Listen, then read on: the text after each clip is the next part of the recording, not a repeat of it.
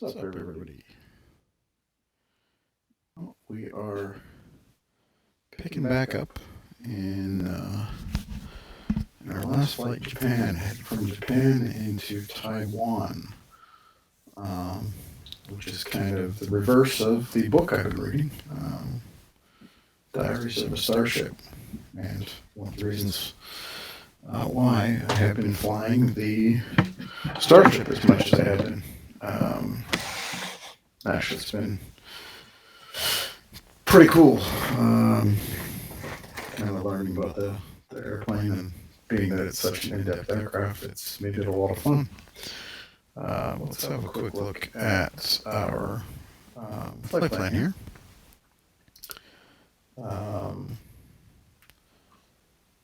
Departing from Romeo Oscar Kilo Juliet. Basically following along the small island chain, which are all in Japan, and arriving in Taiwan.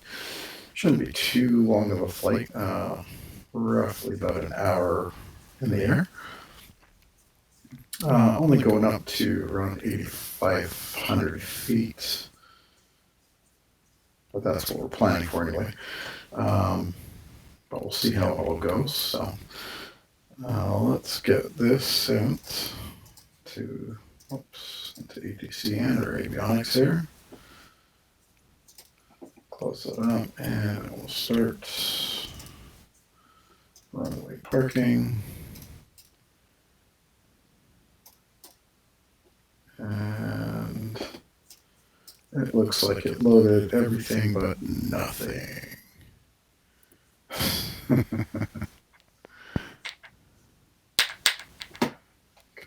Gotta love it, right?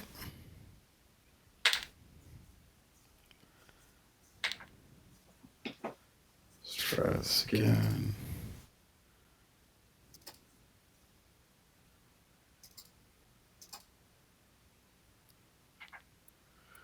Wonderful. Well, it doesn't really want to load that. It seems to only be loading the actual airports that are along this route, which I've only used a few. Well, that's okay. We can sort that out when we get to the aircraft here. So we're going with live weather. Got a 6,500 foot runway, plenty to take off the Starship from.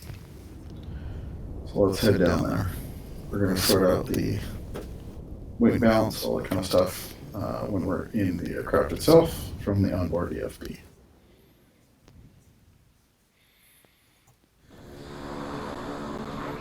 That's definitely not. Beechcraft November 7-8. Okay. Bravo Papa. Taking off runway 0. We're gonna do that one. That's not what we wanted.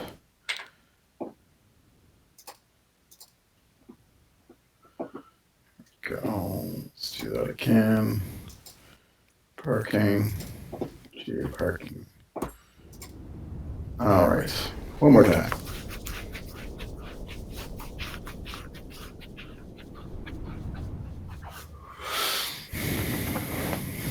And there is.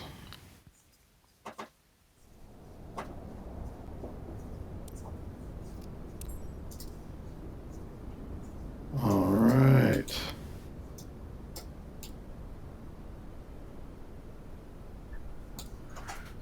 Let's have a quick walk around.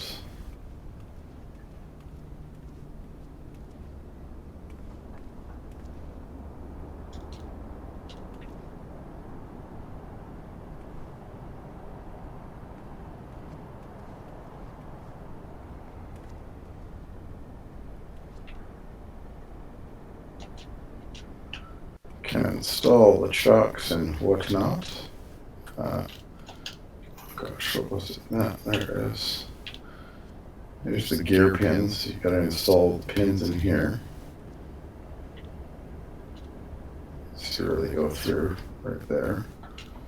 Prevent the gear from folding whenever you're taxiing.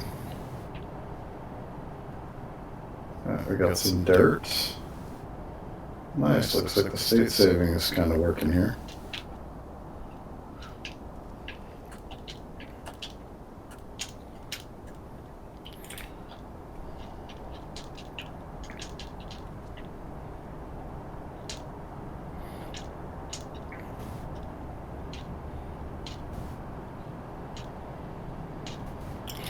How fast you can spin it. That guy's gonna run me over. That was cool.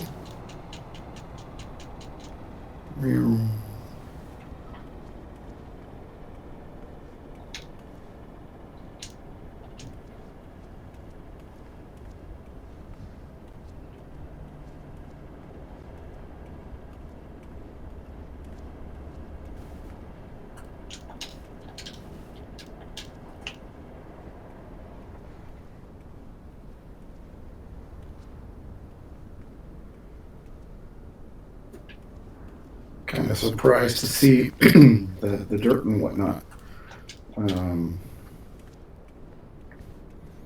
I was kind of under the impression that the state saving was not working correctly. You can see the markings on the nose there. Just accumulation of dirt and what have you. Well, let's hop in here. It's also looking to change things up a bit. The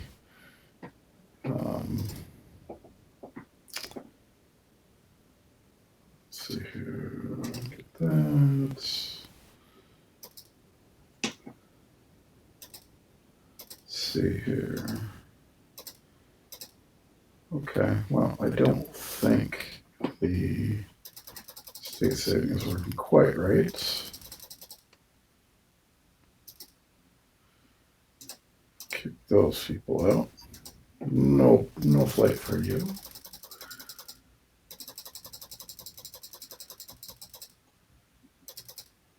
Let's go. We're going to go with absolutely full fuel, which is more than enough than you'll ever need. We're definitely very far aft CG, but that's okay.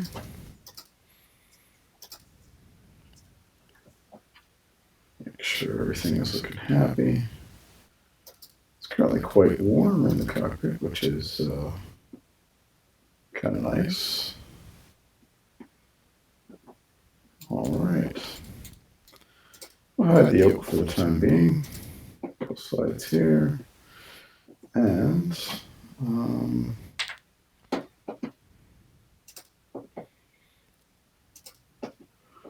so before we can use the onboard checklist, we do have to power up the aircraft and get everything working good. So just have a quick look. Parking brake is set, control locks are removed, landing gears down, battery can come on, which is right over here. On we go. We're going to pitch trim is, I'm going to set it for takeoff. I know it wants me to set it for 0, but that's okay. Quantity, fuel quantity, 1893. Oxygen, 1850. Battery can come off. We've got all this removed already.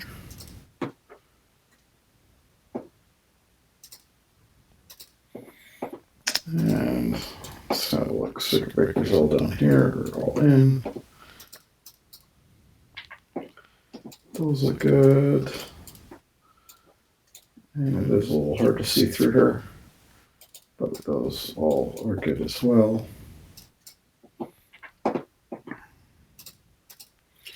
Reversioning panels, I check all three just because it's easier to do while we're here. So we've got reversionary left. This controls basically the center displays to allow you to switch them. And this is for the right hand side. Everything is where it should be. Seatbelts fastened. Parking brake is set. Radio panel is as required. Yes. Static source to normal. Oxygen supply can come on. Oxygen masks. We'll test the co-pilots. You can hear the lovely noises. Just my headset over here. Okay, ice protection off, landing gears down, anti-skid on. Center reversion is fine. Standby instruments can come on. We're going to get our battery power annunciator come on. That's coming to life. Power levers.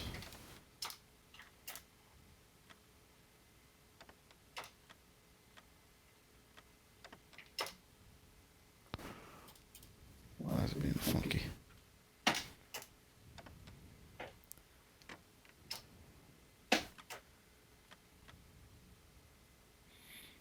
Go.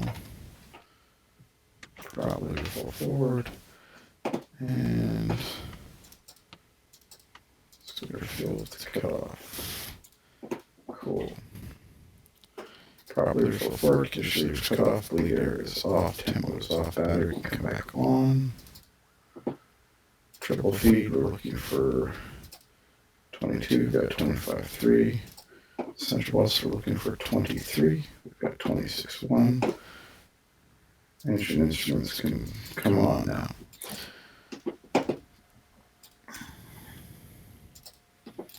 Firewall valves, these guys right here. Push to close. We're going to get next to it, extinguish both illuminates. That's good. Standby pumps can come on. That's right down here. Now we're going to push these closed again. The extinguished lights will go out. Pressure lights will also go out. As soon as we switch those pumps off, we're going to see pressure lights re-illuminate. Exactly what we want. Fuel transfer. Transfer left, right tank light goes out. Transfer right, left tank light goes out. Cross feed light is on. You're going to see message is on. We're going to turn on the alternate blower. Just get that out of the way for just a second. Airfill message is on. Airfill message disappears. CAS message right there. We're going to shut the blower back off. And airfill message returns. Fuel quantities, check and sec, oxygen pressures confirmed, cabin lights and external lights as required. Braking fasten seatbelts. Going to get our strobes and nav lights on. It should start off batteries. Now you should never do stuff from memory, but list a few times. So rate started to on. 12% and 1 is what we're looking for. When we're at 12%, we're going to introduce fuel. Looking at our RTT, spike to 1097 and dropping down. And one's coming up, 52%. We can kill the starter. When we're in the green on the other one, we can go to run. So we've got ITT, still coming up, oil pressure, oil temperature, and one are all looking good. That's a good start on the right engine. We can bring the generator online. It's just picking up 31% load, or amps rather. What is the percentage for amperage? Right load.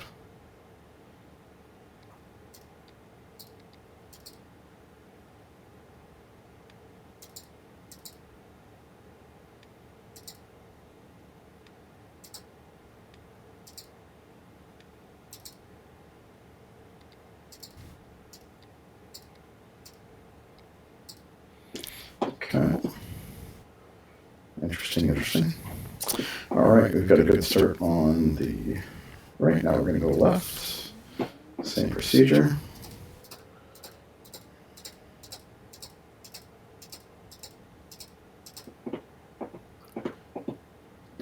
100%. I'm going to go start for ITT. Oh, that's a hot one. It's a very hot one. Okay. Go that off. Generator can come on. Go to run.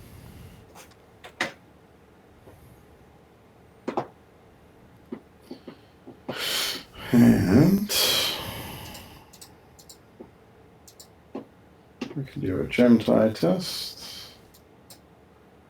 Gem tie, generator ties, caution. Voltages all look good. Back to normal. Gem tie should go away. Triple feed all look good. Generator level is parallel. For taxi, so let's get. Oh, hang on. Get our instruments on.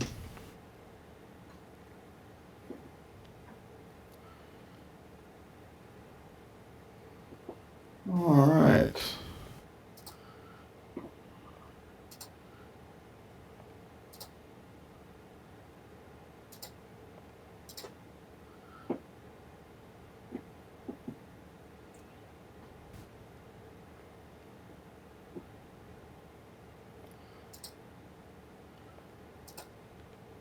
We got our systems initializing here.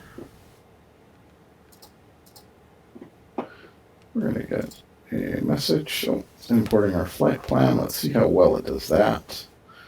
Not expecting a lot. Standby indicators on. Bleed air can go to both. We can kind of ditch this checklist for now and run off the displayed checklist that is in the aircraft. Bleed air to both. Cabin temperature on. Lights as required. Cabin lights all good. No smoking seatbelts on. Instruments operational. Flaps are retracted. Hairs.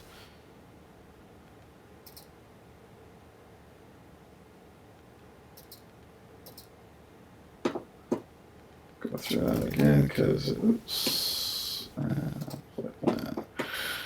Go back to the message. It's going to tell us to update our VLF position.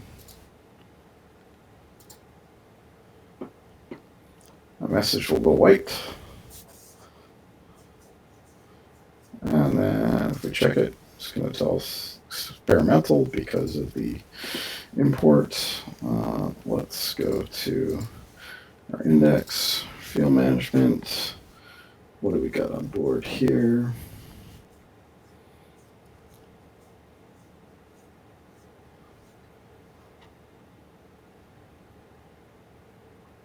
That's 3760.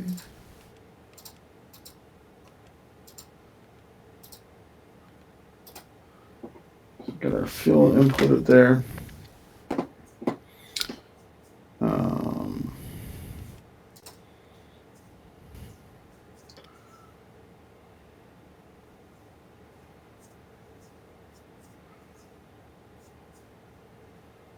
Okay, so we're all running how we should be. We can run through some of our tests. Surface the ice. Tests. Get all standby messages. See pressure drop. Main the icing got. Pressure. Battery monitor fail. Aux battery.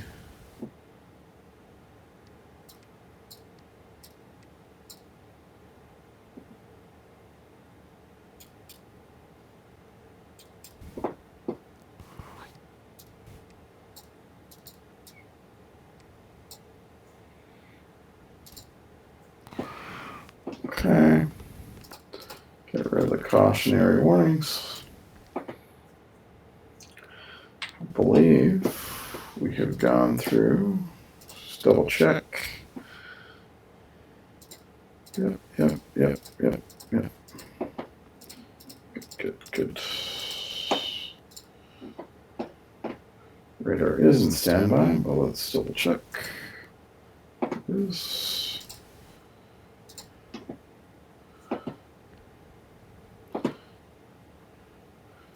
We're going to do the annunciators. Already done those. Surface de-ice. We're not going to have to worry about those. Avionics check autopilot gauge. So we can get our auto feather to come on now. Stand altimeter. Okay, let's see if we can get some. We're not going to get anything from traffic, which means we have 102H, 1020.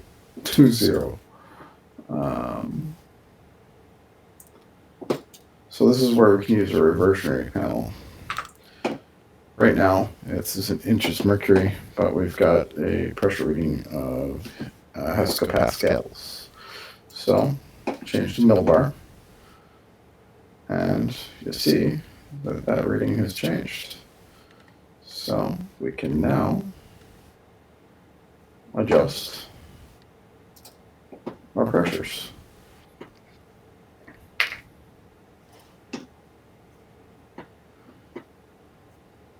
Okay.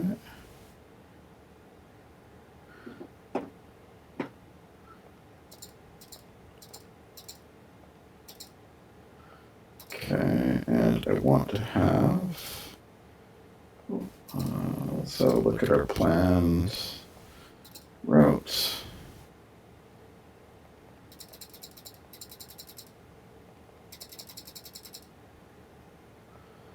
So that is not quite what we had planned. Let's try to send that again.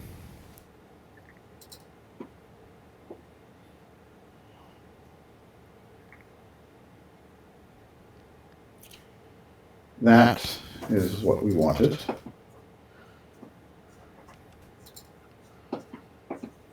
Much better. And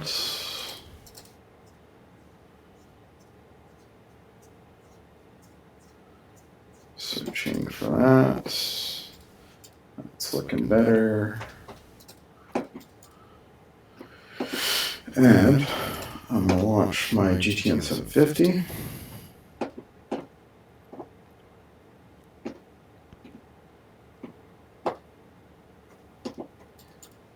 Make sure that's all happy-dappy, because that's a lot easier than working on that one down there. So flight plan, menu, import,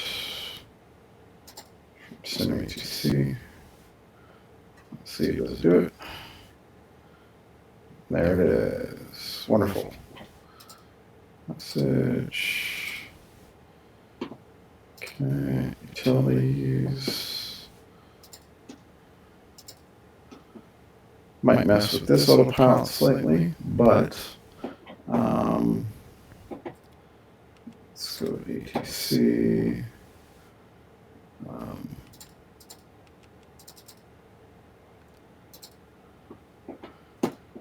All right. Let's call traffic.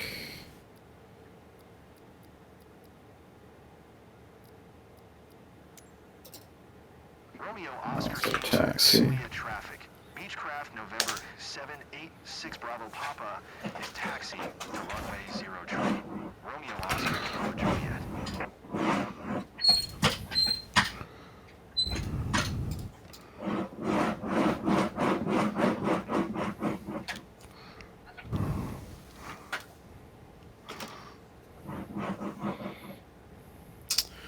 All right. Park and brake is released.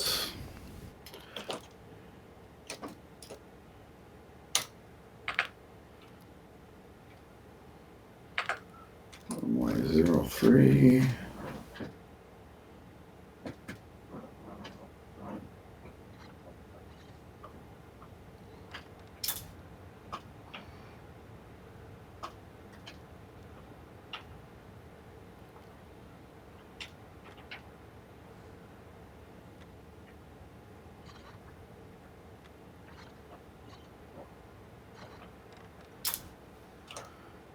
Sure, runway is clear.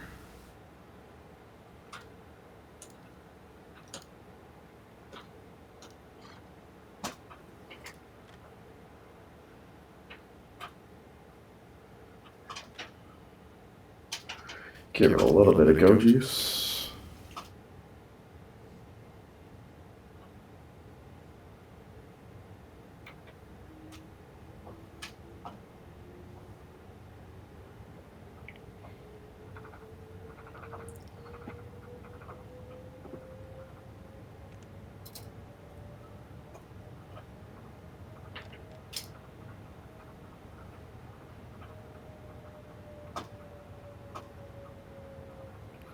Gotta do back taxiing because there are no taxiways at this small airport. Now we've got a 6,500 foot runway, which is more than enough to get this guy off the ground. Needs about, was it 3,500 feet? At maximum takeoff weight, which we're close to-ish. Well, we're full fuel weight, plus a little bit of bags, and myself and the co-pilot. Take this lovely little turnaround that they got here.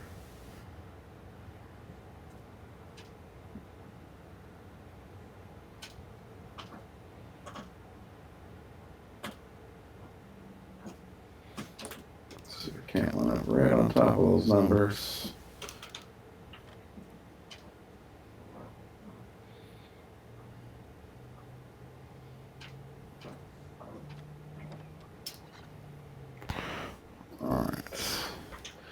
So the park brake, run through our final checks.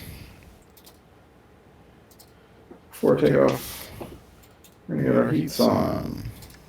Stall, peel. Gotta get our windshields on low. We're gonna get our cable heats on. No engine de-ice required. Bleeders on both, transponders on. Annunciators non, external lights, good, windshield heat low. Engine ignition, generator loads checked, we're good for pitch trim.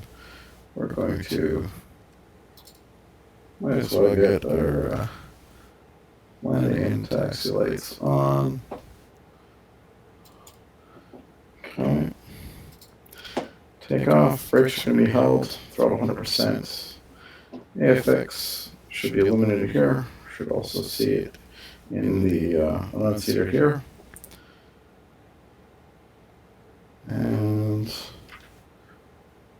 gonna deploy our one stage of flaps right there. Trim is in the green for takeoff. And we've got a very far aft CG, so it'll probably want to come up off the ground all on its own. Okay. See if we can't get our flight director on.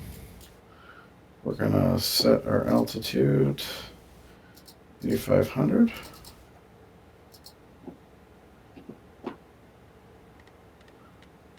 Set it right here.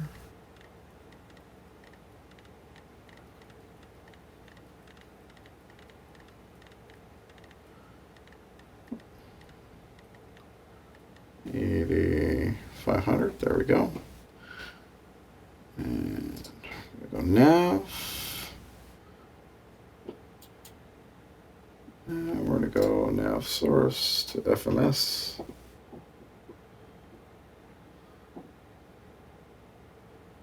All right, PD deltas are overheating. So let's get going here. Throttles to roughly 100%. AFX is illuminated. I'm going to go shoot for 95 because the power does actually climb as we move our way down the runway.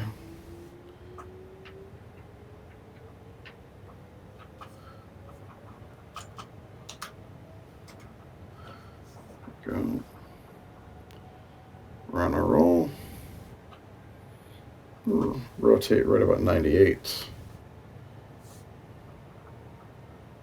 Just rotate. And up off the runway. Slide the back of the power. Landing gear can come up. Landing taxi lights can come off.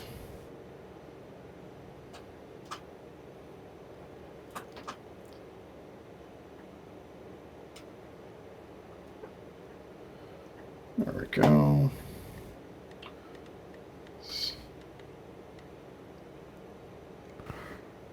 1500. Vertical speed. Autopilot can come on.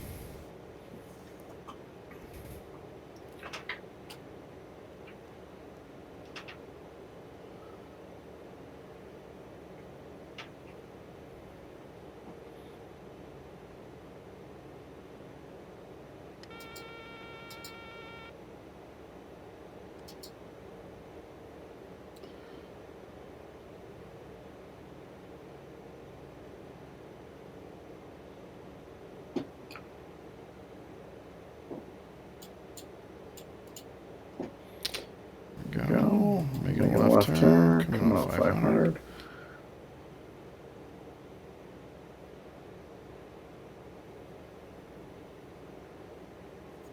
Here we go.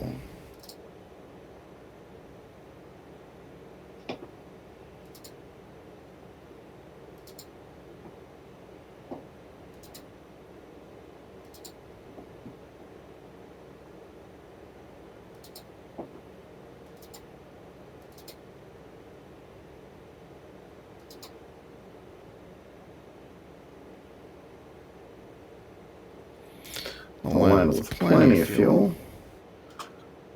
Let's get that climb rate up just ever so slightly, 1500.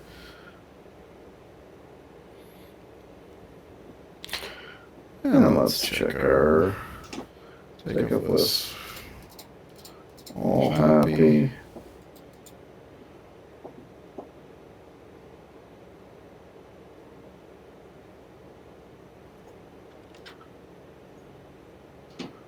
Flaps up. That'll give us some instant speed. Radar climb. Yaw adapter can come on.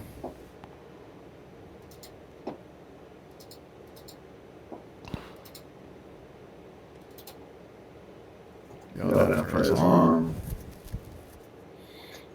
Unless I just turned it off. Oh, it's on. Okay, cool. Power. Greater than 90. Let's come back a little bit on that.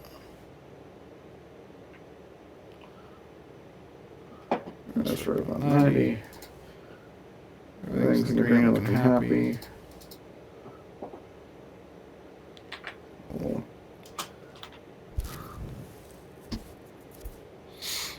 There we go.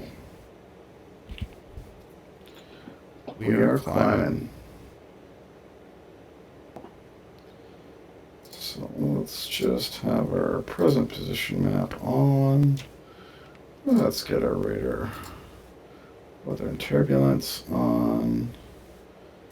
I'm going to turn that on as well.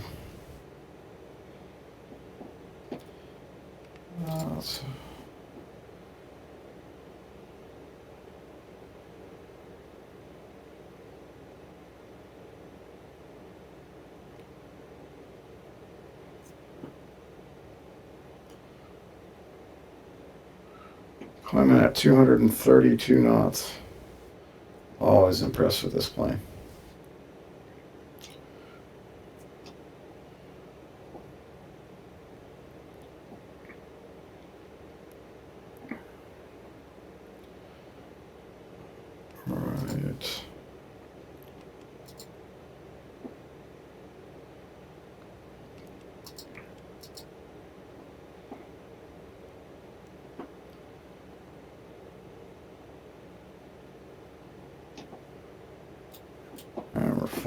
and through some clouds.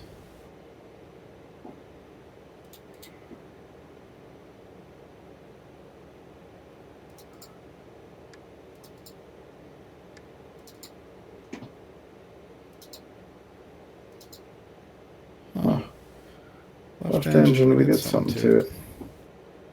Not fully sure.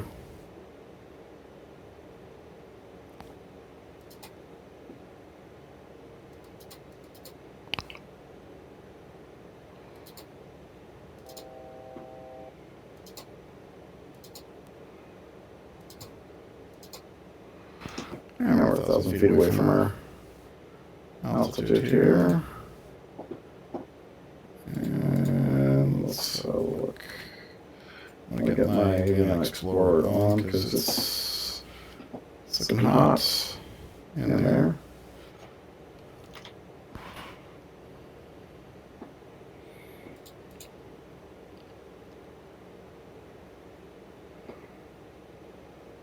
Get this temperature down a little bit. Although this temperature will come down a little bit too.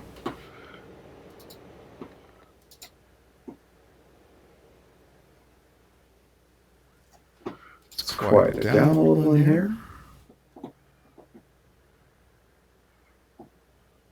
Approaching our cruise altitude, 8,500.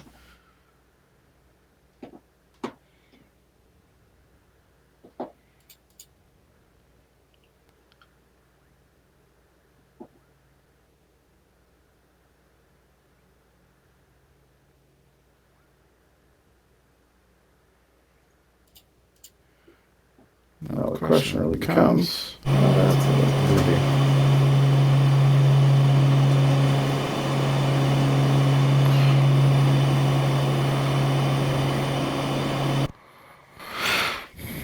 I believe we're going to pop out of clouds.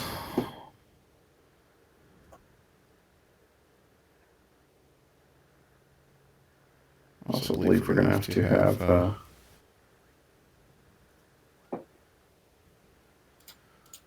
so we've got go prop sync on, auto feather off, and we can come back to 1600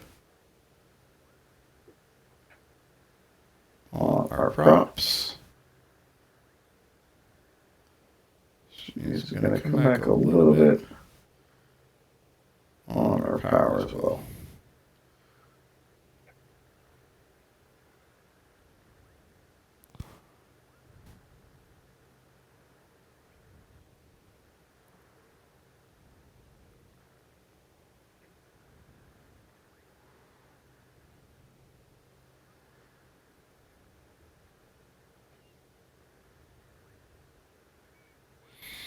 Somewhere around there. Perhaps come back just a little bit more. There we go.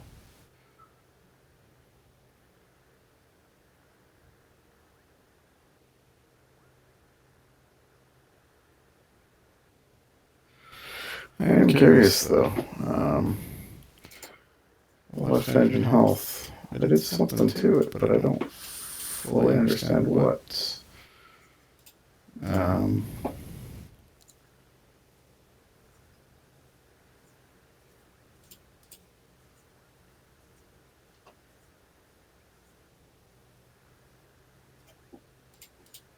Damage the generator, maybe?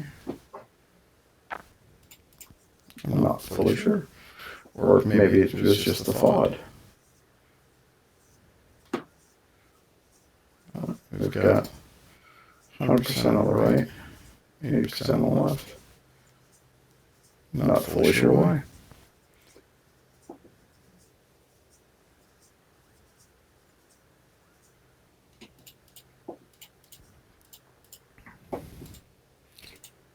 Hopefully we poke out of these clouds fairly quickly, but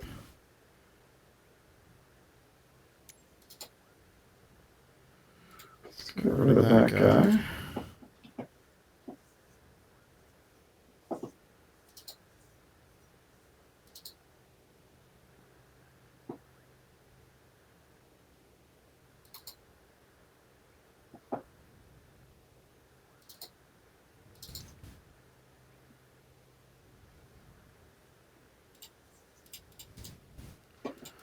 There's some sun. So you're only a few thousand feet away from sunny weather, even when it's rainy out. Oh, we got some best viewers. Thanks, best viewers. We always like the best viewers.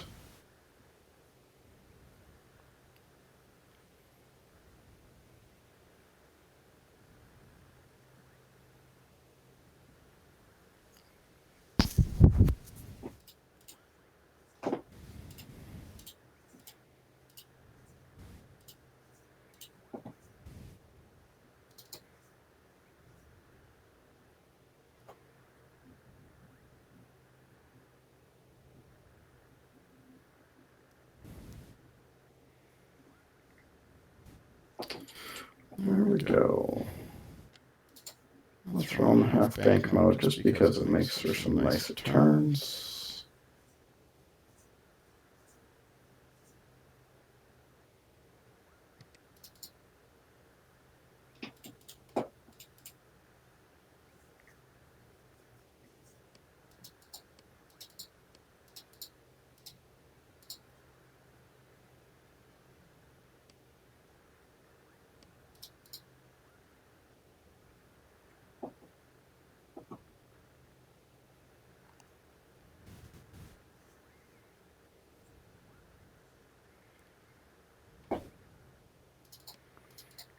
It's always fun to see. So you can show your engine data on this screen here.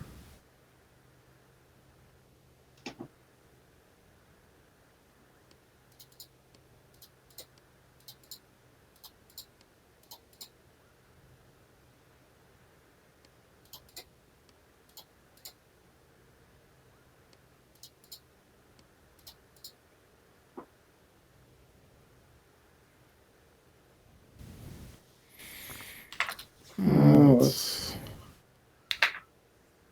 see if we're getting some flight following. NA AFB Center, Beechcraft November 786 Bravo Papa is type Beechcraft Starship for 3 miles southwest of Romeo Oscar Kilo Juliet, 8500. Request flight following. Beechcraft November 786 Bravo Papa, NA AFB Center, Squawk 5362. 5362. 6 Bravo Papa. Beechcraft 6 Bravo Papa, radar contact 5 miles southwest of Romeo Oscar Kilo Juliet, 8500. Altimeter tree 015.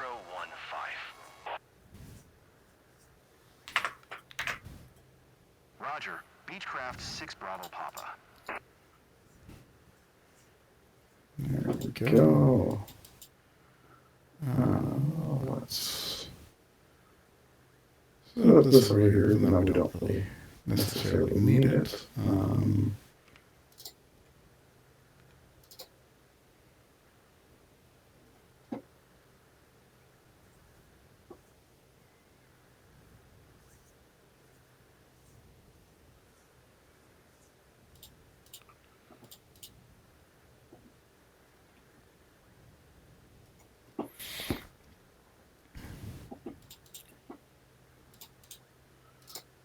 And over here, let's also, oops, we're kind of out of the clouds, so let's get our motion separators back open. We'll see ITT will climb a little.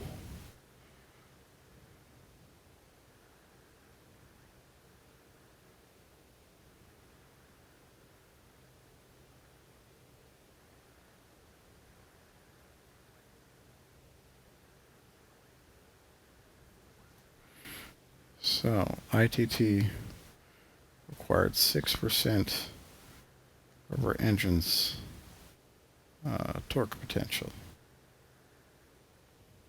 Or didn't require it, it reduced it.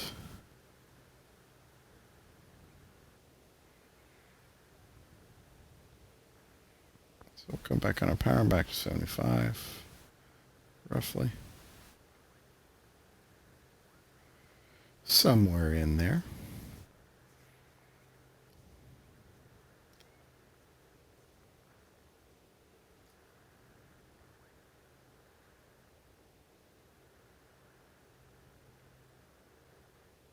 $270 true at 8,500. That's pretty damn good.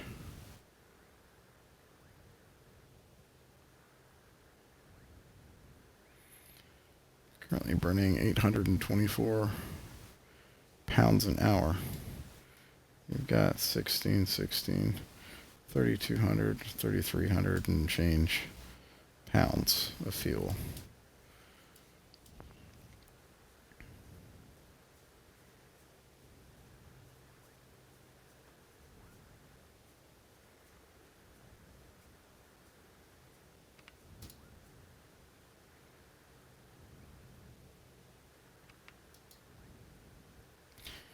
We do have quite the headwind, 32 knots, almost a direct headwind.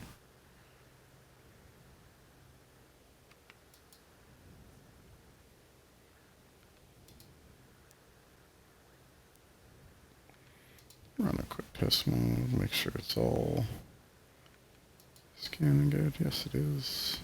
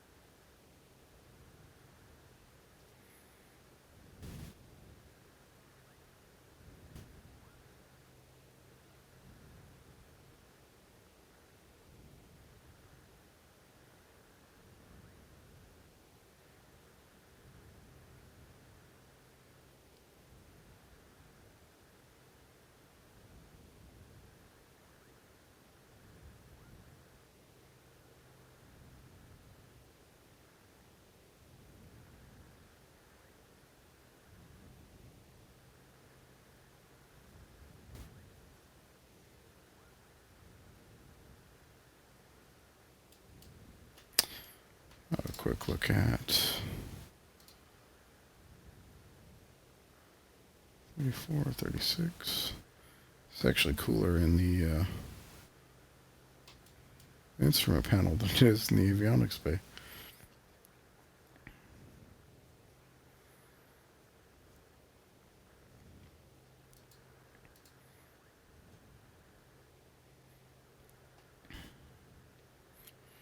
Fuel temp 27C.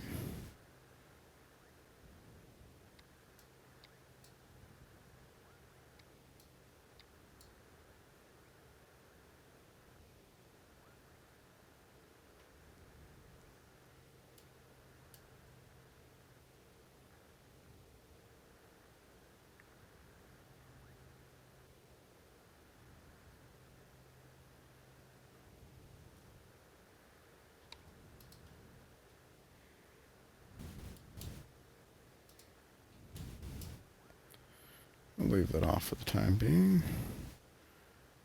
Let's give us slight pushes there.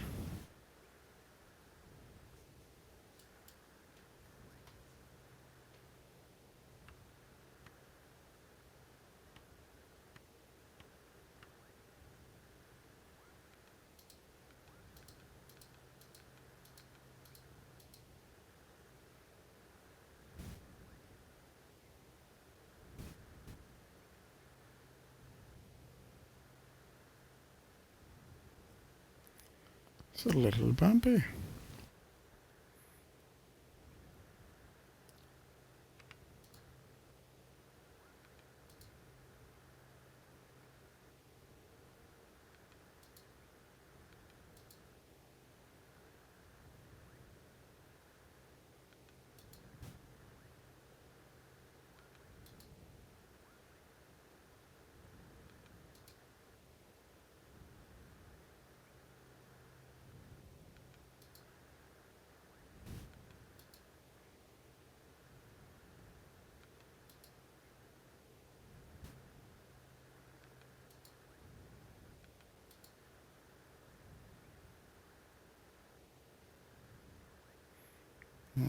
There's some right there.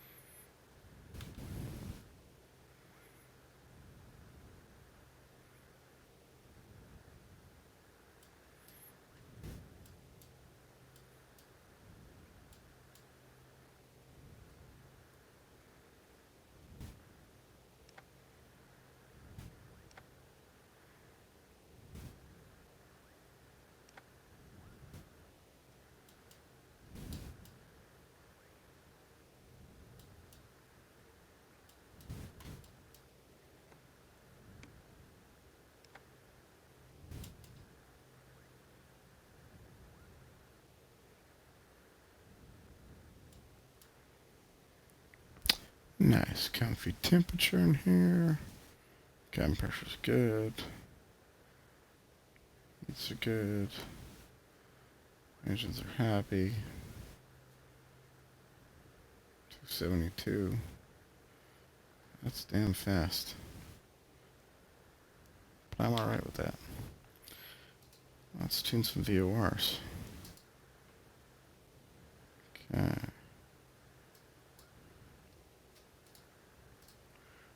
Get rid of that. What was this?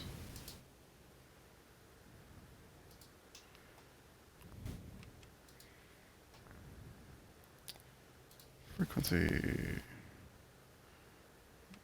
1, 3, 4, 5. 1.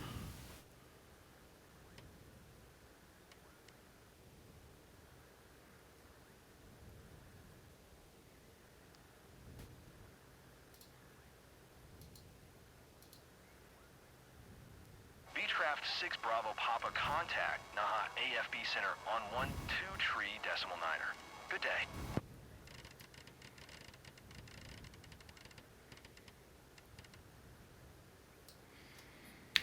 123.9er. Good day. For Beechcraft 6 Bravo Papa. Okay, and what's after that?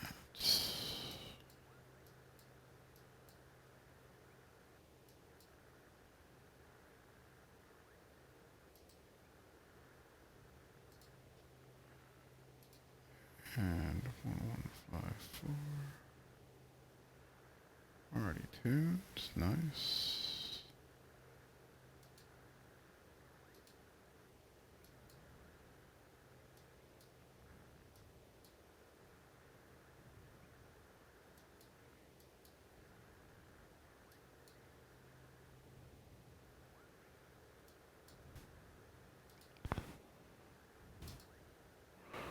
And 505.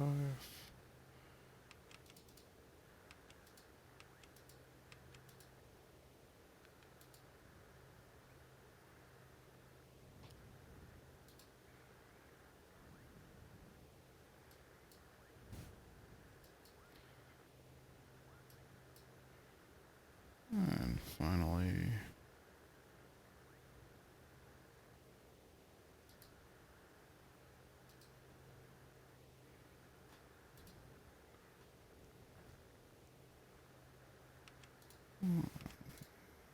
eight,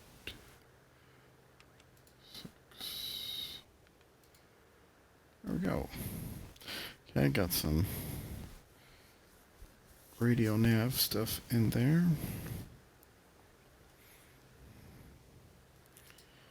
Put the yoke back because it's fun to have it there.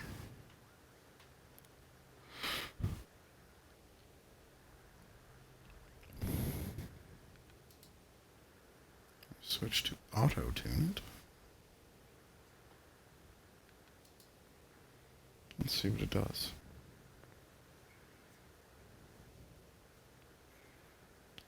Got some frequencies dialed in there. Looks like some beautiful weather. Let's go outside and go deaf.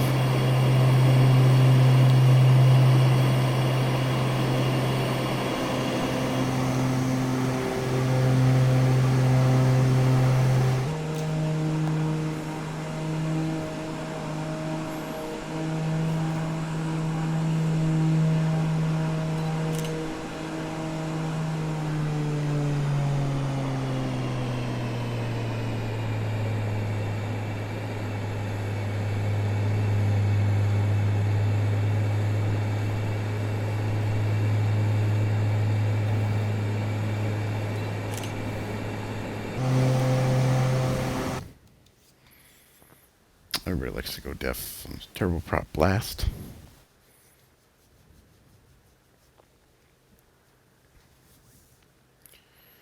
Now we just cruise along.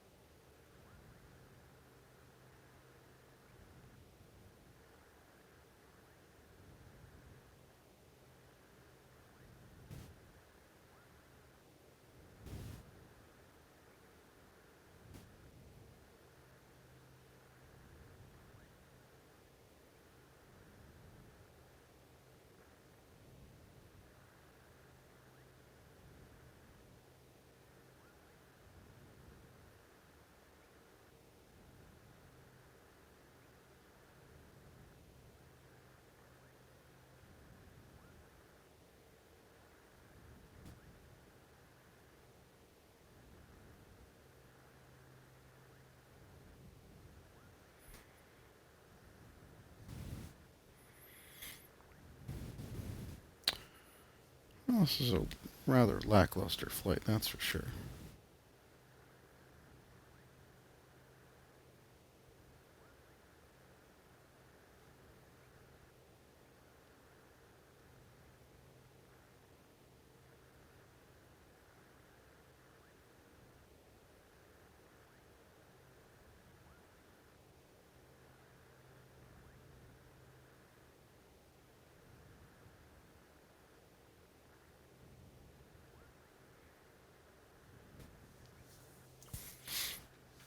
Well, that's cool. Apparently, Scaled Composites, which is the company that Bert Rutan, the guy who designed the Starship and a bunch of other stuff like the Long Easy and stuff, he designed those aircraft.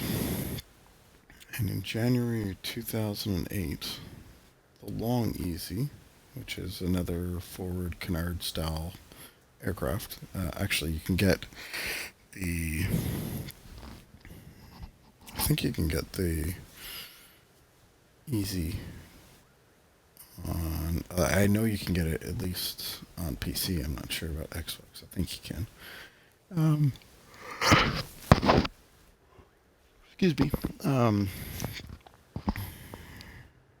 It completed the first manned flight of an aircraft powered by a pulse detonation engine. That's kind of cool.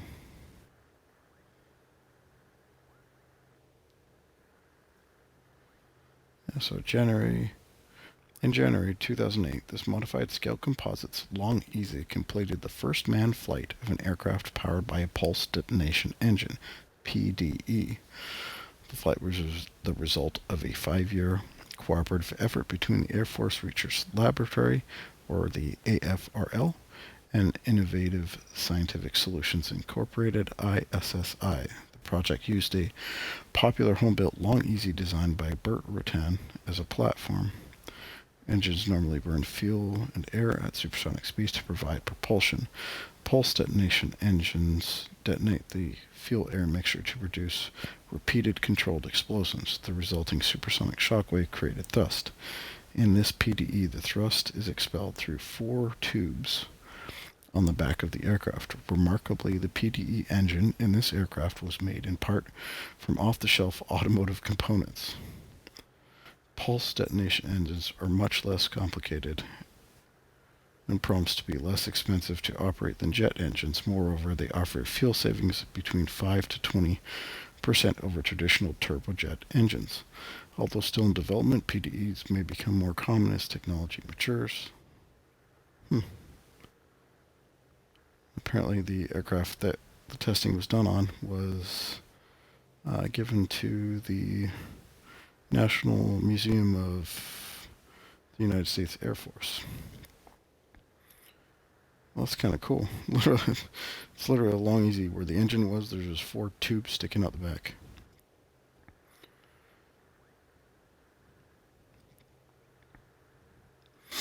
Wonder how fast it could go.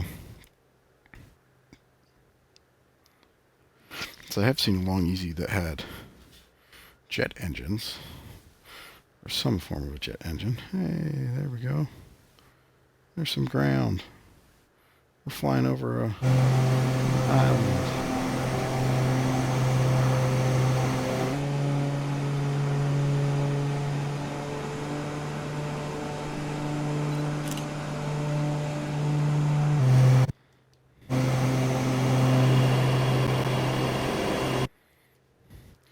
So let's see, does the VOR automatically change? It did. Look at that. It did. Or, no, it didn't. Hang on. It's seeing the VOR we just flew over.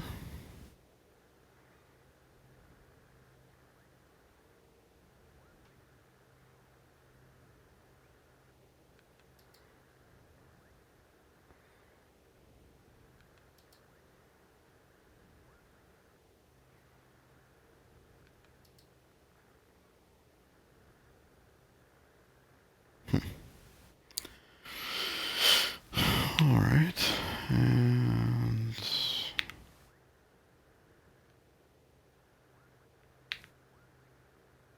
Approach Beechcraft November 786 Bravo Papa 8500.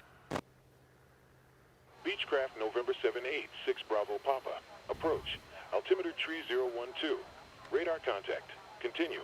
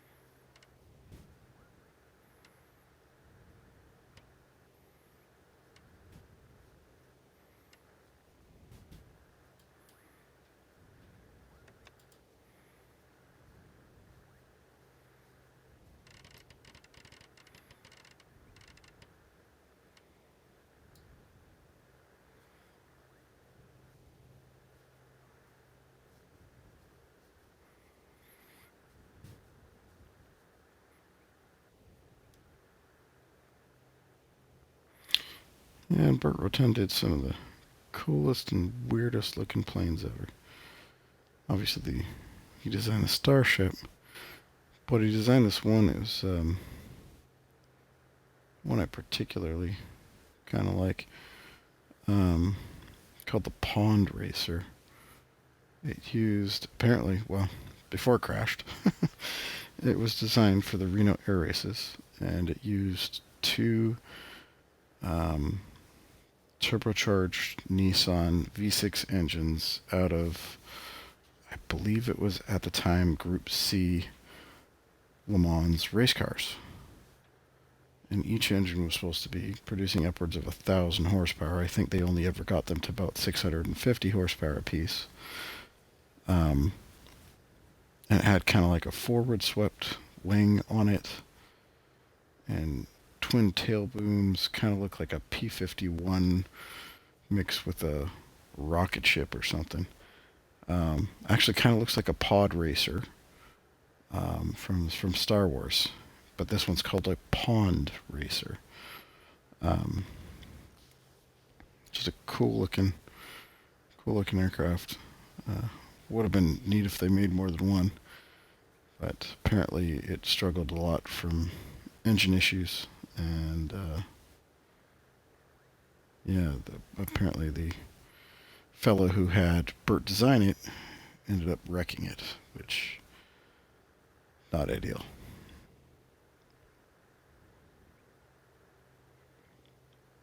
Then I've been debating whether I should pick up the Velocity XL. It's a black square aircraft, which is great because, I mean, I've had nothing but great things to say about black square aircraft. They've been amazing. Approach on 121.2. Good day. 121.2. 121.2 for Beechcraft 6 Bravo Papa. Approach Beechcraft November 786 Bravo Papa 8500.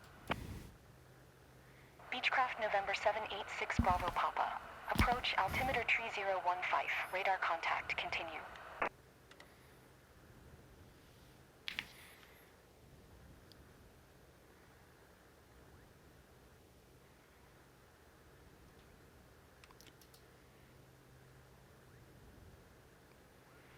The nav tuning should be automatic,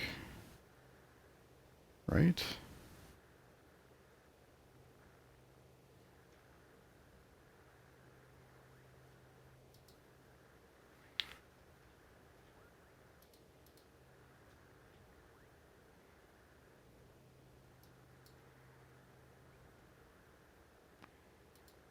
What we got here?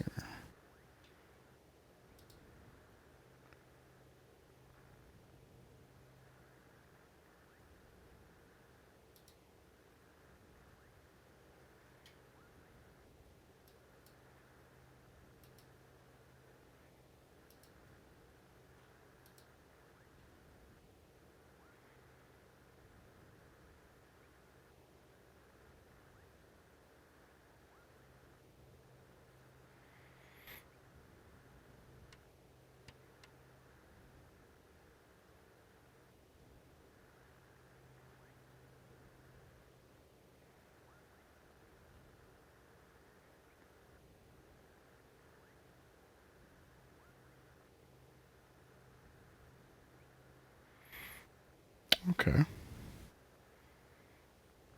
So it is auto-tuning. Okay, that's cool.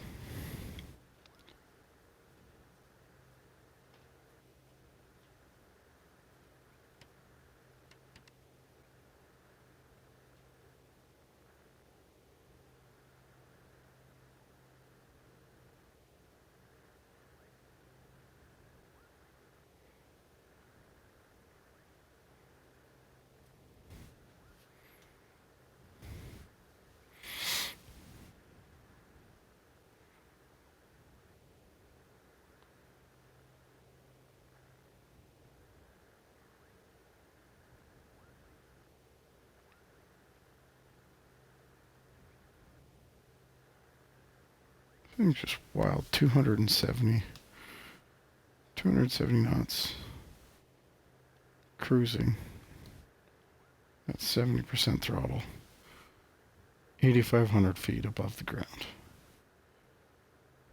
Well, in this case, the ocean.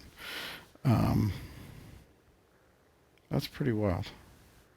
That's with the 23 knot, 24 knot headwind. So 237 knots across the ground.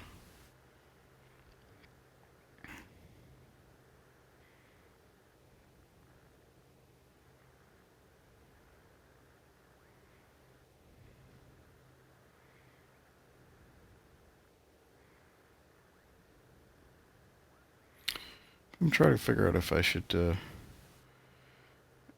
give the Velocity XL a try. It just became available on the Xbox Marketplace, so I can pick it up now.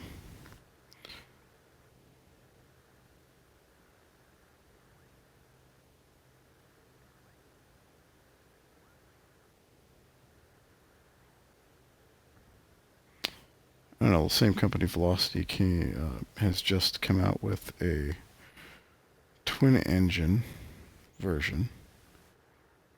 And I hear there's talk about a twin turboprop version, which just sounds wild. But I am curious what kind of speeds that thing would be capable of. So it is pretty quick. From the videos that I've seen and the reviews that I've seen on it, 220 knot VNE. So with speeds like that, I mean, you're looking at 200 and, well, if we're doing 220, so it'd be about 250 true at the same altitude.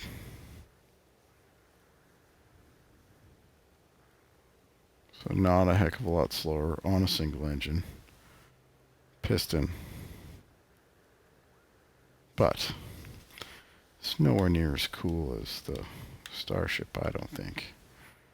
Because, I mean,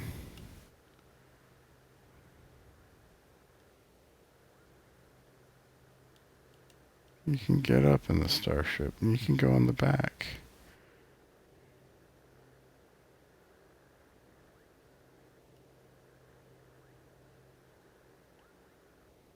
You can have a seat.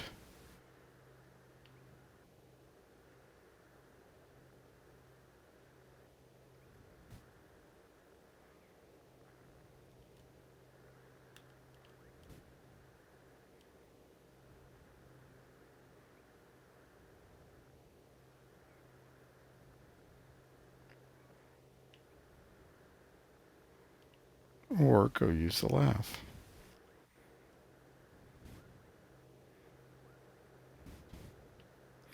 Something about the fact that a toilet somehow I don't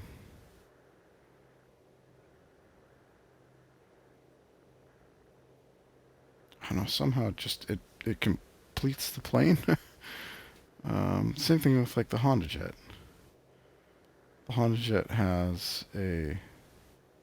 actually has a really cool looking sink set up. It's got like one of those floating bowl type sinks. It's pretty cool. Something about it just being able to fly and have a washroom, because I feel like that's truly what limits you. On a plane like this where you've got 1,500 nautical miles of range,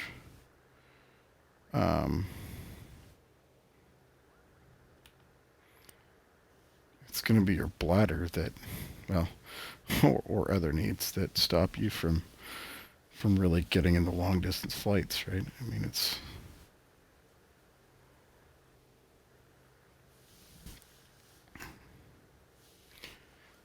oh, we're in the clouds.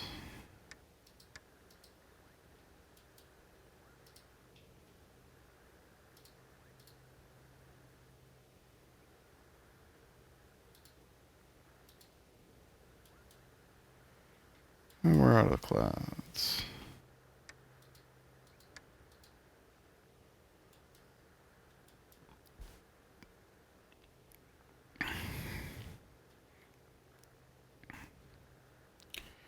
And there's more land.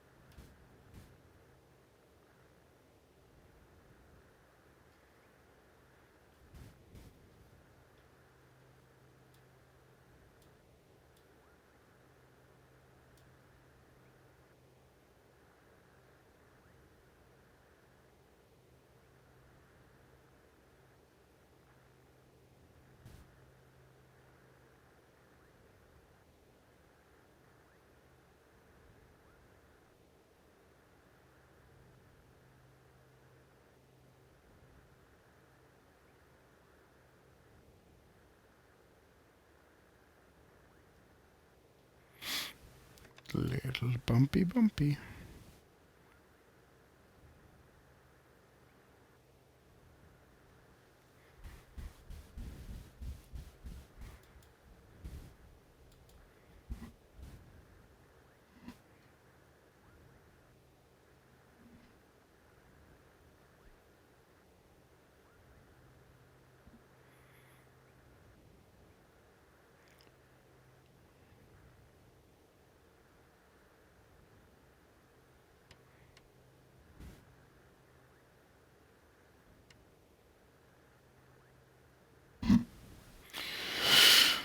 See here, should tune the next nearest VOR out there.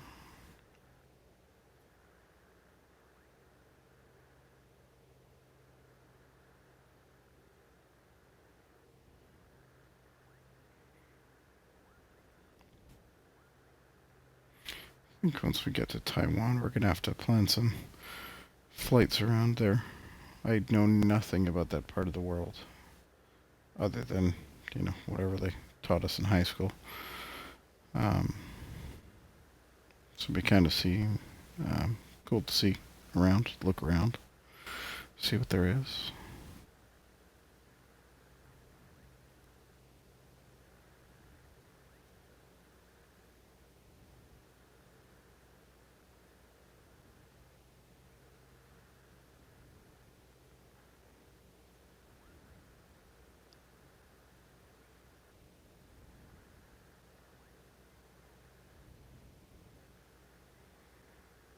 Looks like you got somebody in there saying hello. Drop a comment, don't be shy.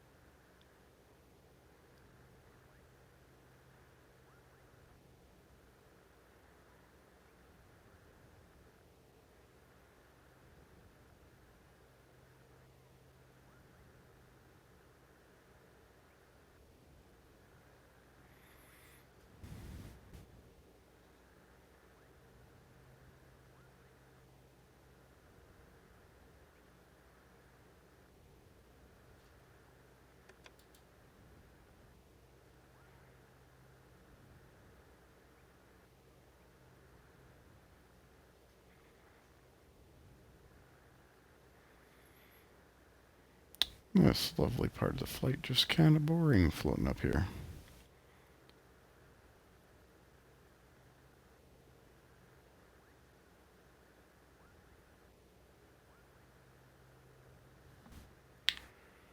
Don't think there's a heck of a lot to see out here right now.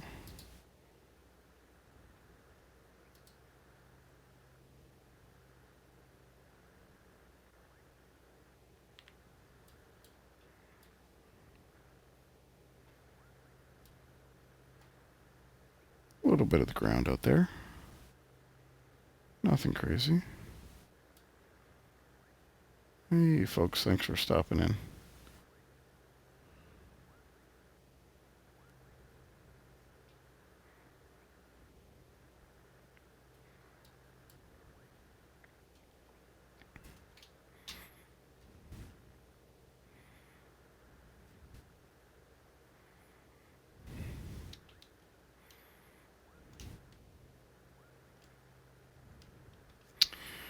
There's one thing I want to look for. Oh, what do we got? Warnings. Fuel cabin. Pusher. Environmental fuel, engines, flight.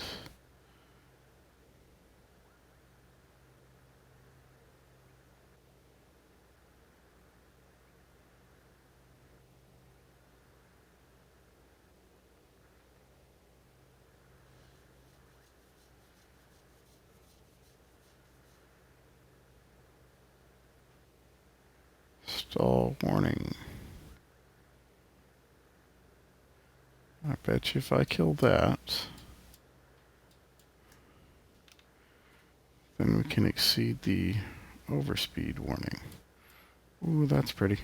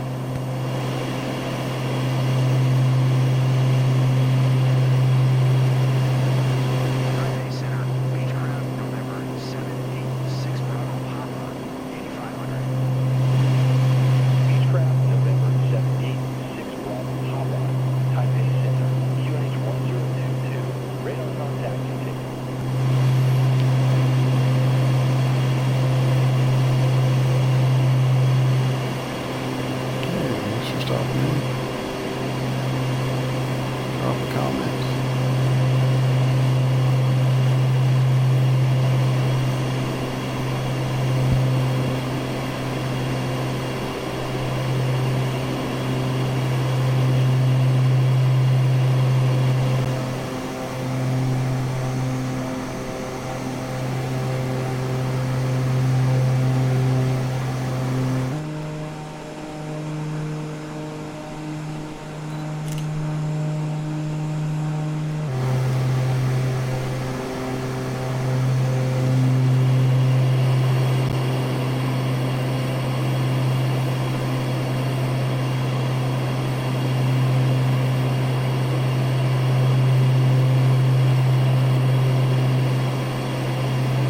Thanks for popping in. Feel free to leave a comment.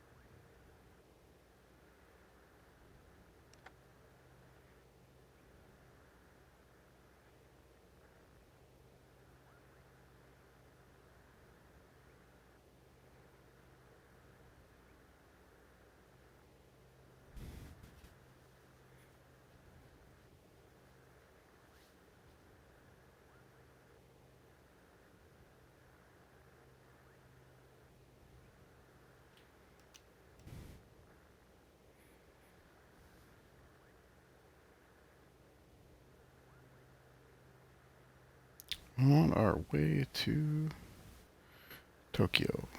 Nope, we left Tokyo. We are on our way to Taiwan.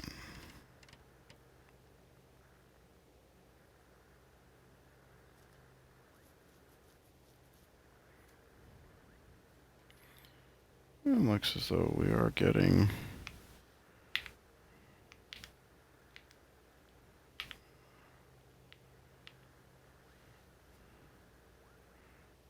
relatively close here.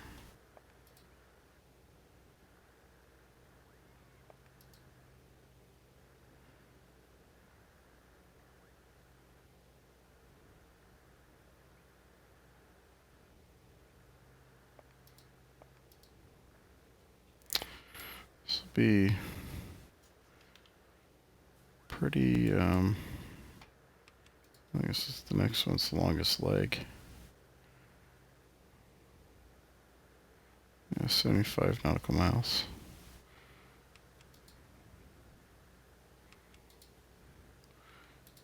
What kind of approaches do we have?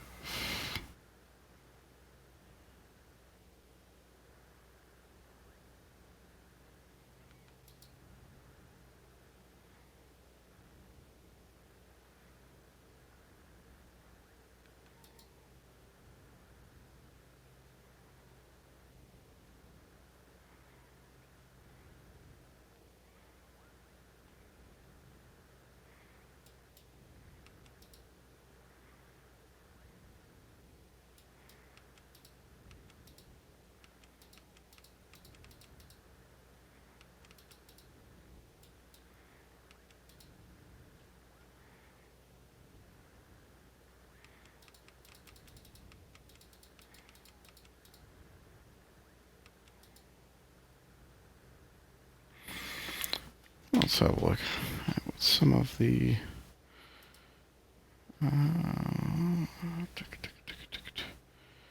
at approach.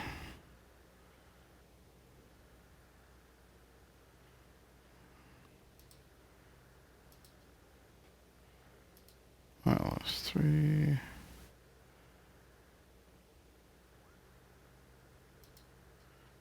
G.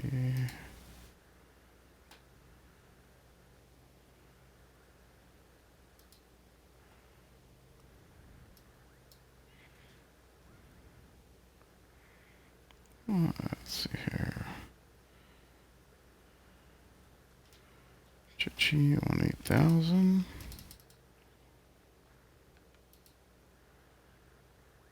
Arbor 5000.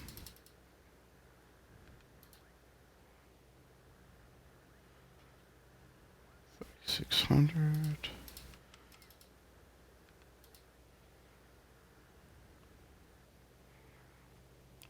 100.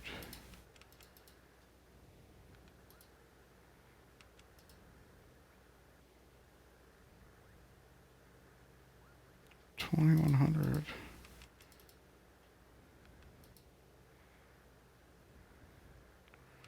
And the runway is 99 feet.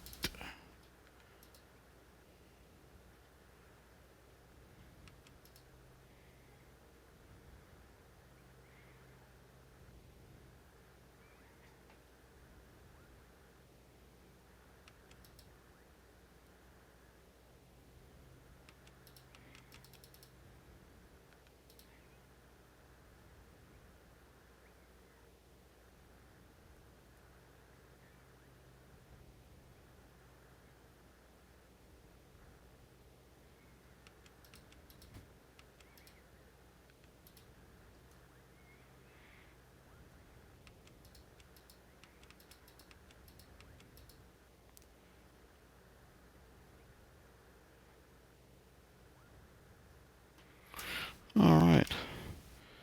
Slowed in an ILS approach. But we're also going to load this up. The get to the 750. No, that's not where I wanted it to be, but okay.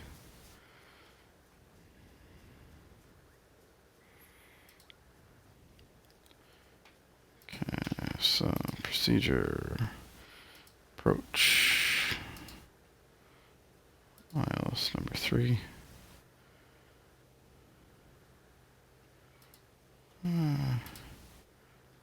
Engine, low approach.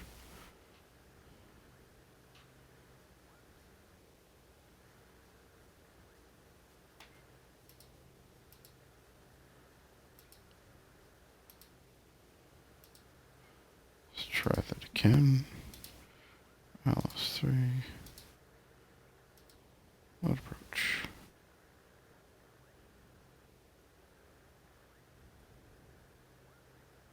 Or not.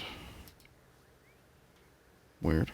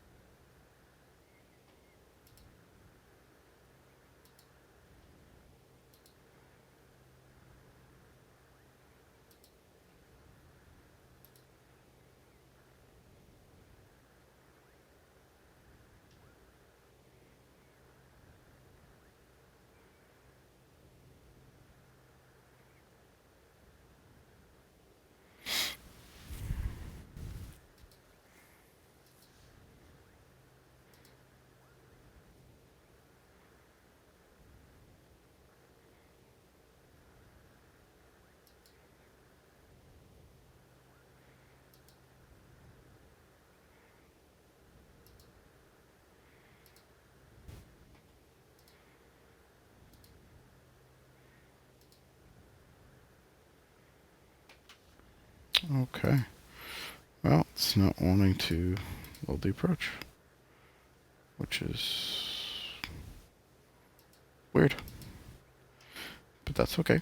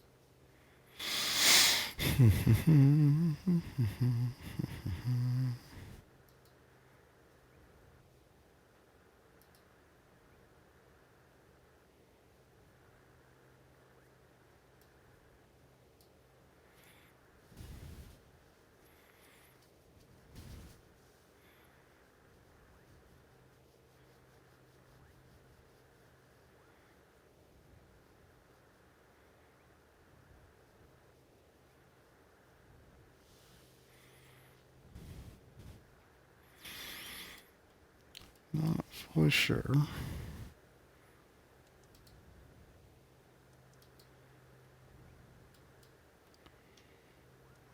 Procedures. Select approach. ILS 03.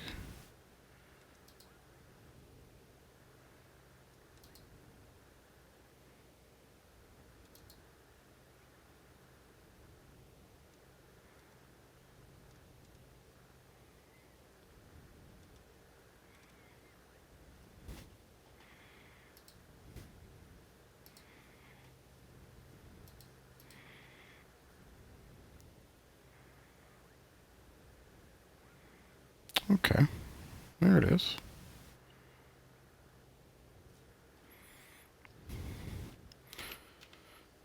Cool.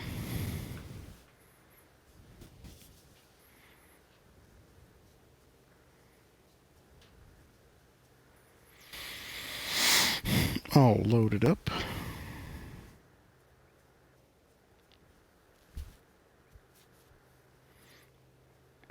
That headwind keeps giving us a little more prop RPM.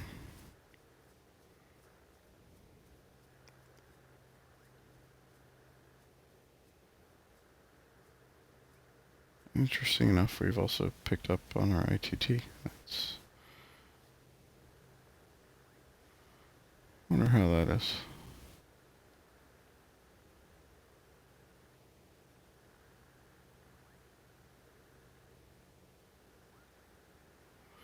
Must be the headwind.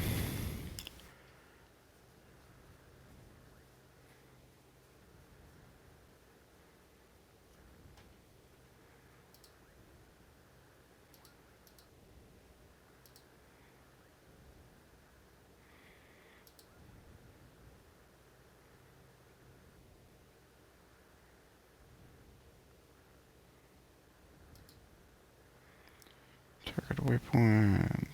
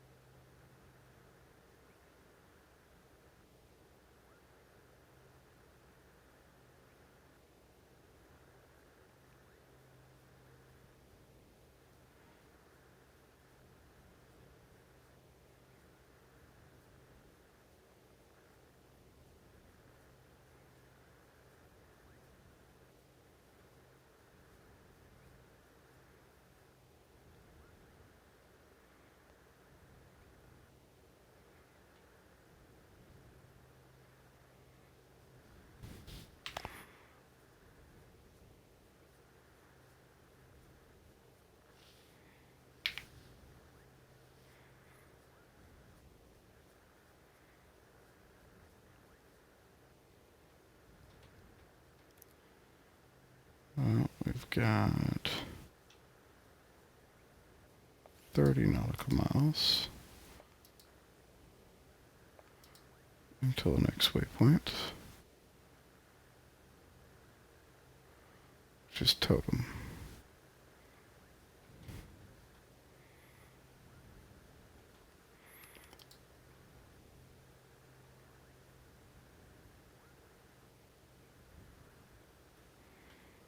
Okay.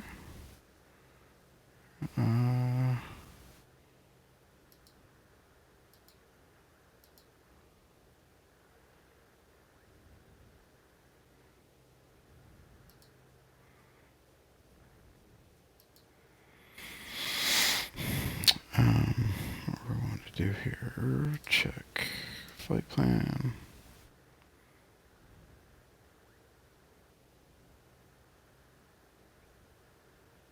Okay, that's our hold if we need to. Okay, I do. I understand.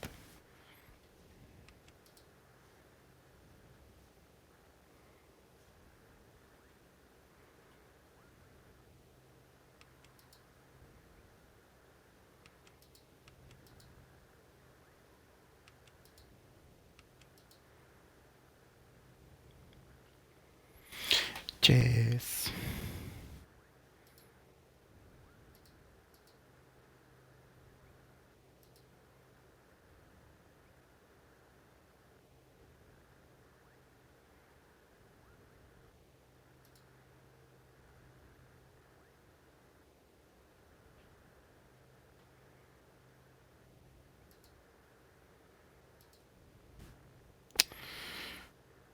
Top of descent is approaching.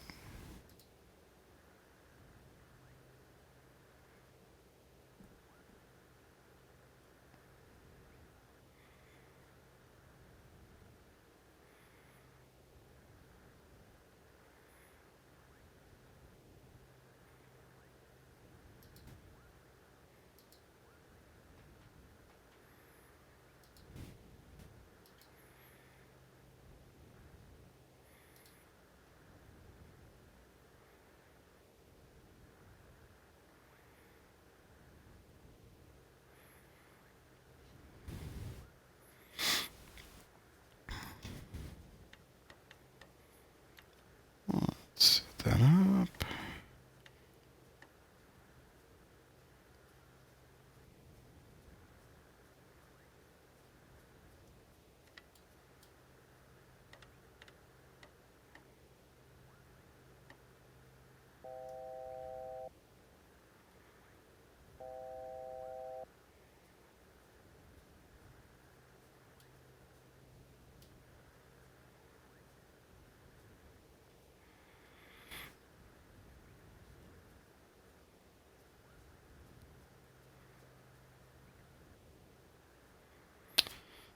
All right.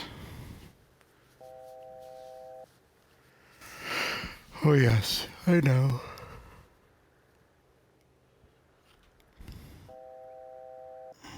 Okay, that's gonna get annoying.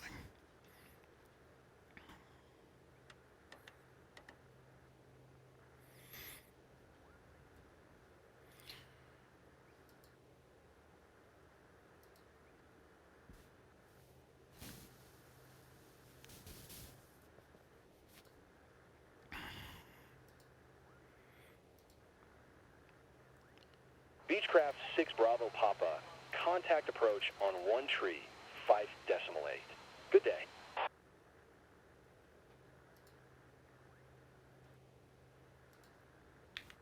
One tree, 5 decimal 8 for Beechcraft 6 Bravo Papa.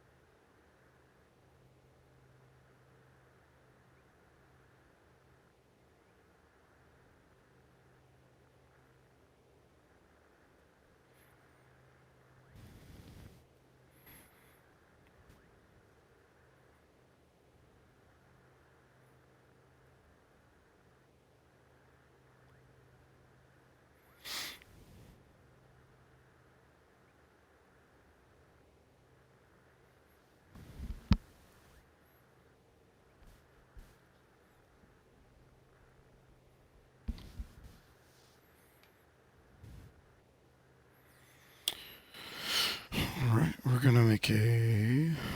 Let's turn the half bank off, because... Good there.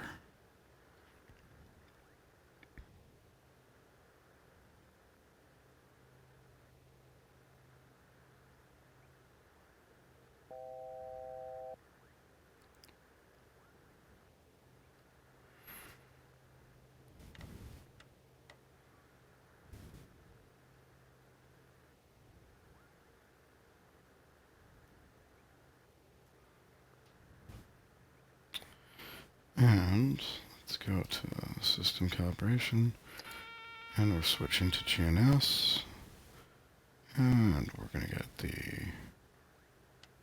nav come back on, autopilot, nav, vertical speed, all that good stuff. Flight plan, you piece of crap. Menu, import, ATC. Okay. Here we go.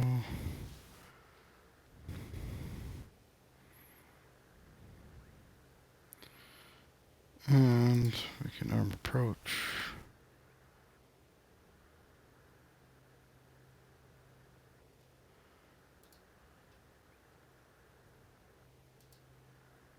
Back.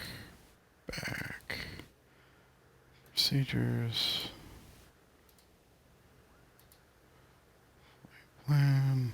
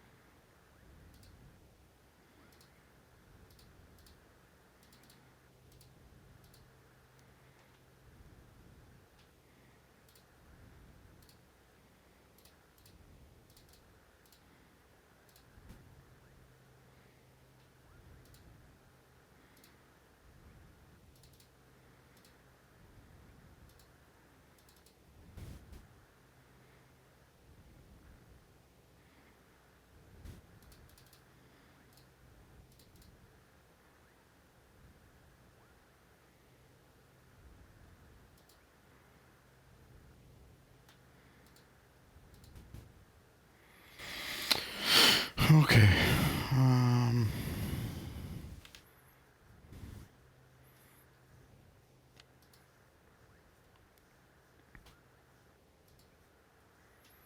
Procedures. Flight plan.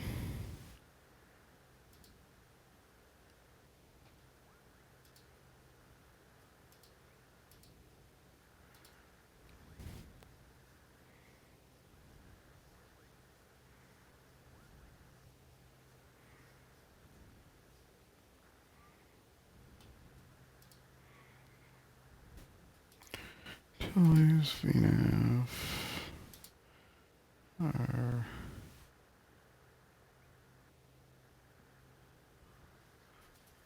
YB.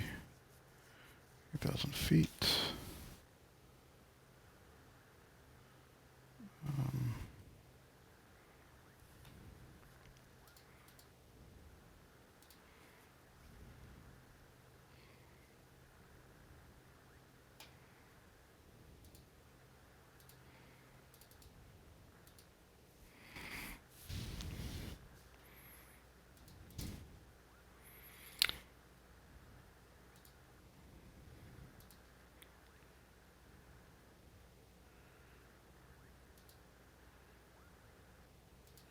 Yeah, 5,000.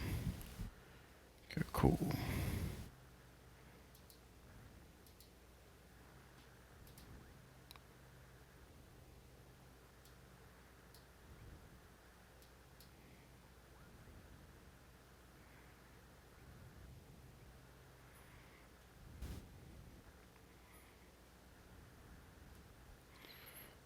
Get a little bit more speed in here.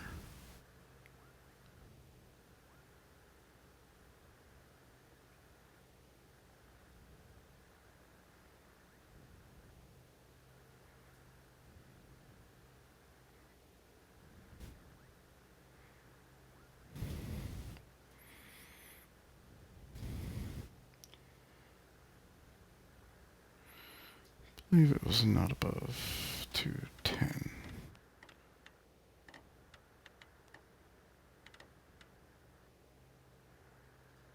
There.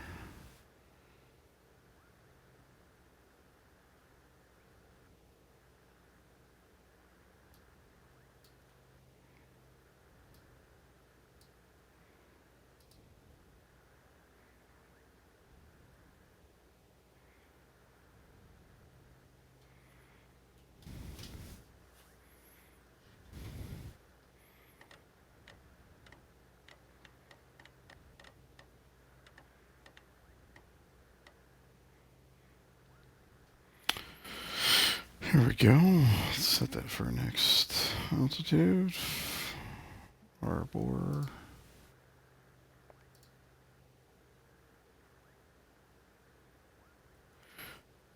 Arbor at 5,000.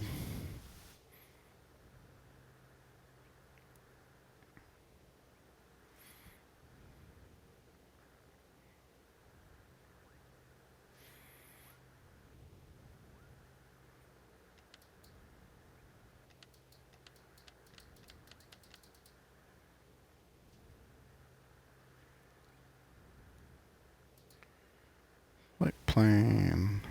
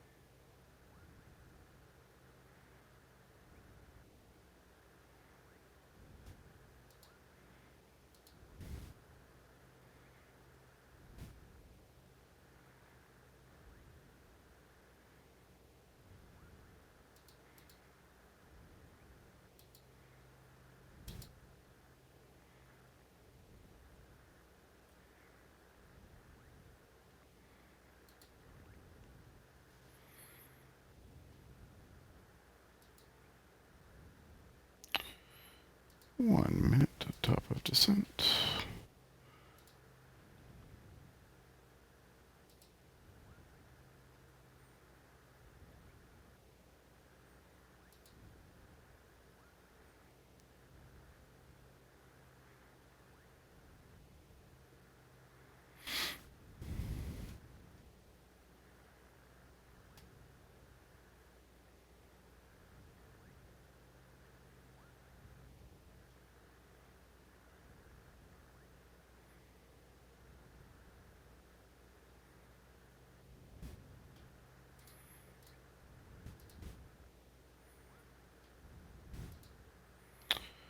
And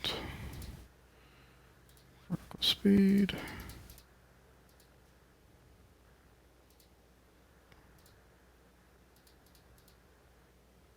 Vertical speed. Go.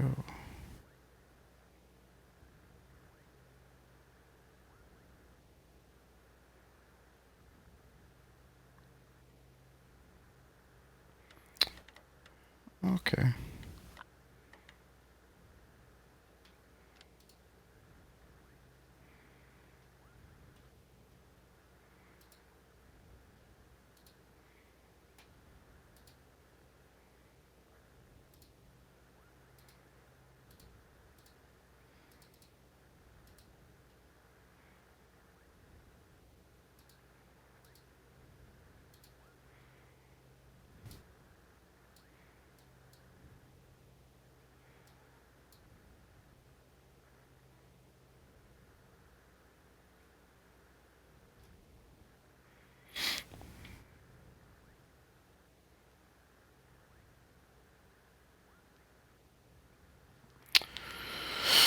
And since we're in our descent, let's get our descent checklist open here.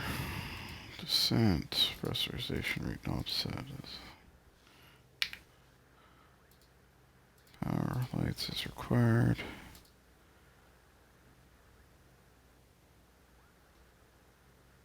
All looking good. Okay, cool.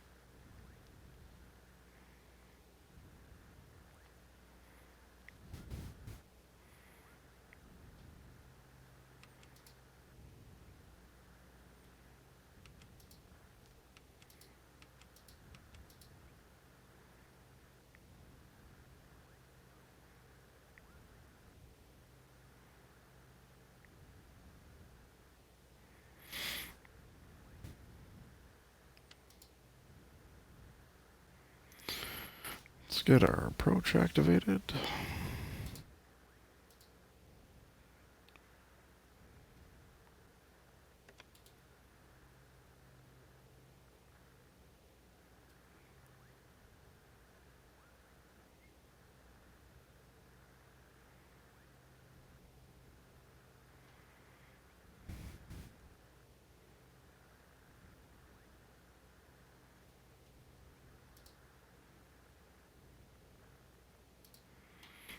Let's get 3600 on dial. Alright, and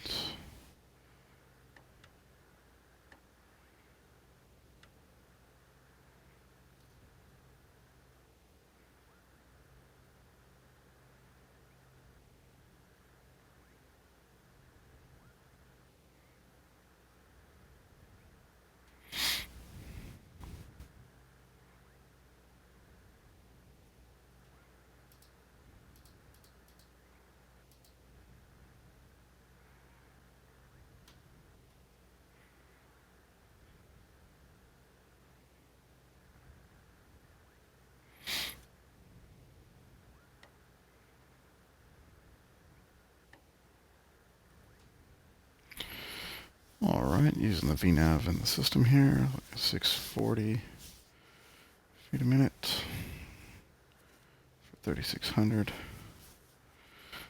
And I'm gonna get rid of this for now.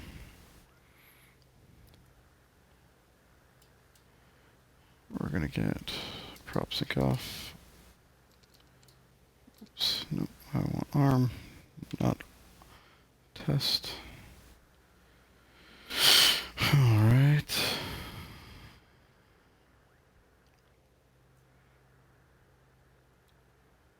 And for 3600 here.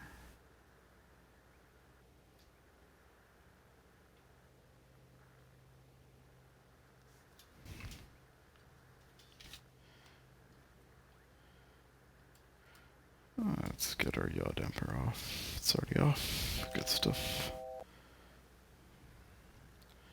4600 for 3600.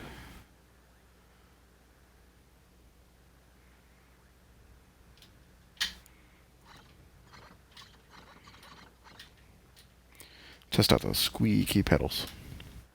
Squeaky, squeaky.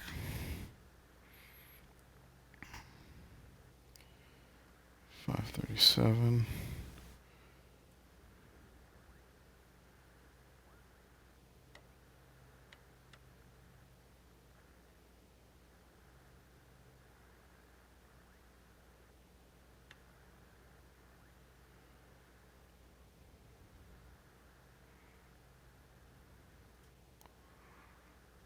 $3,600.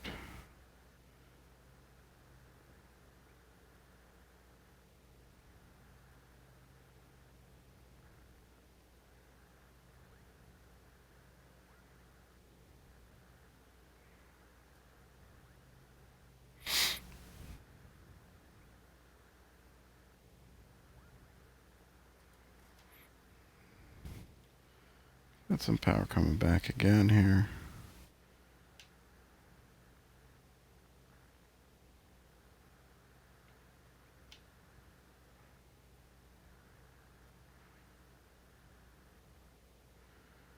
Next is going to be 3,100 at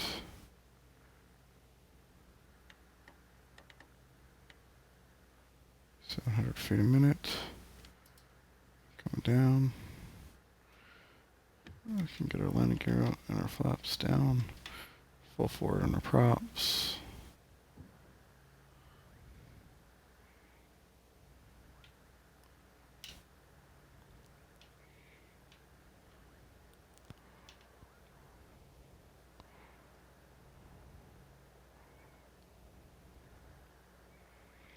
$3,100. And let's tune 2,100. So let's go all the way down. 100 feet.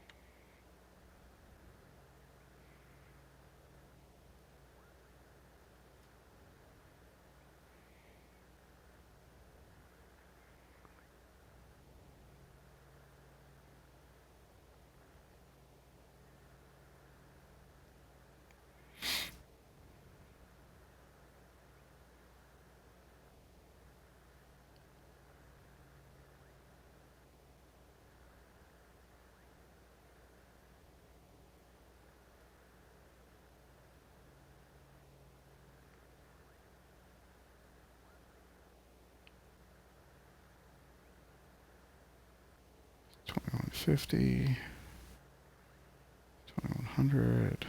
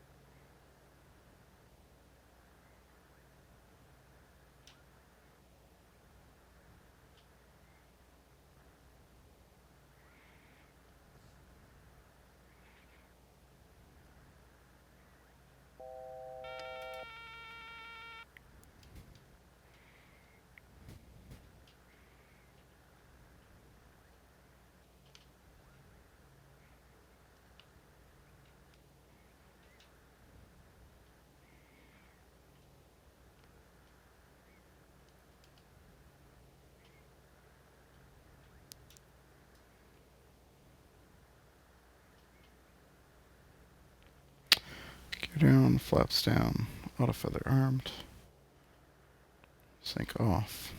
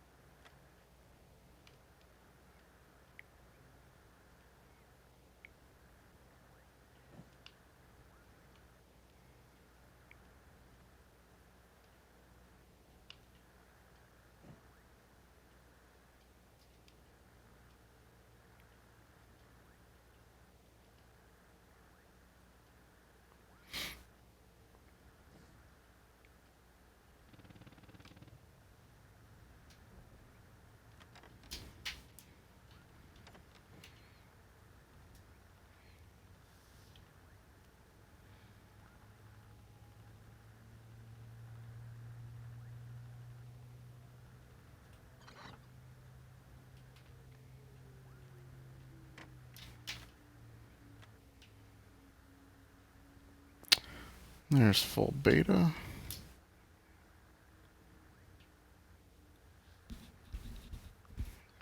And we're down.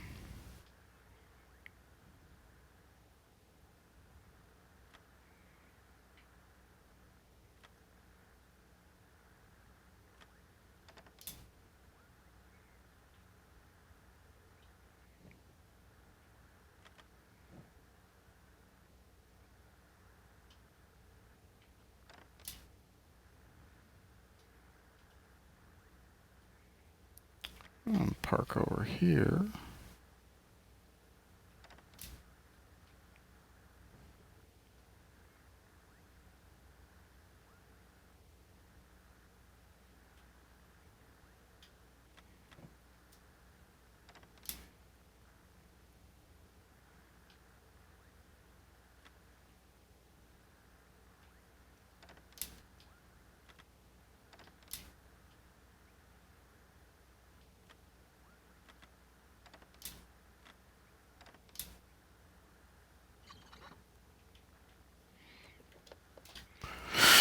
All right, we are down. Let's Get these off.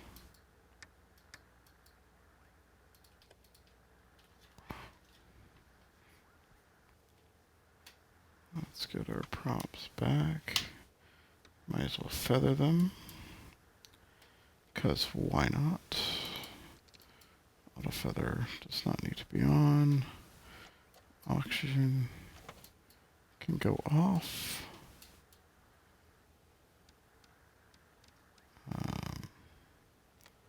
Cabin heat. All those can go off. Flaps can come back up. Let's get our trim.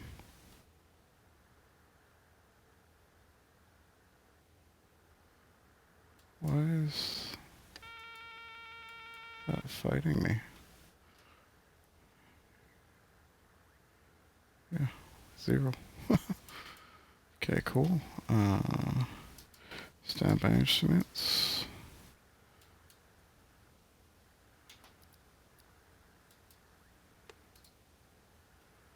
ITT is stabilized. Generators can come off.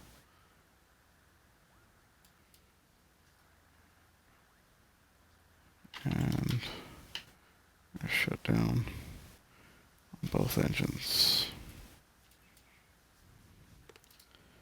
ITT is dropping.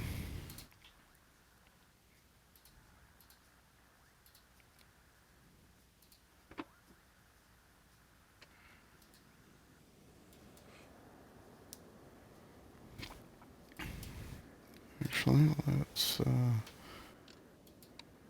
KTAS. All that can come off.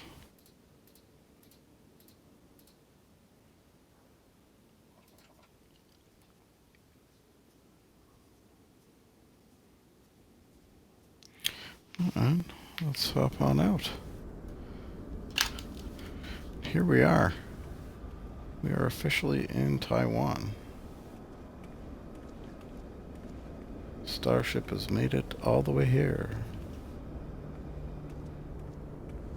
Nice stuff.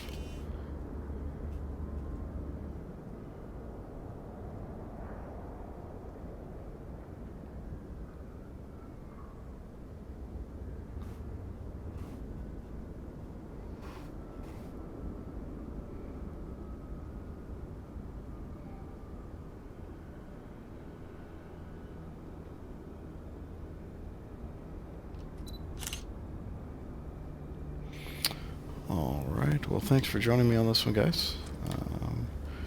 We're going to be, I think the next flight we're going to have to tour around Taiwan a bit and see what it's like here, because I've never been.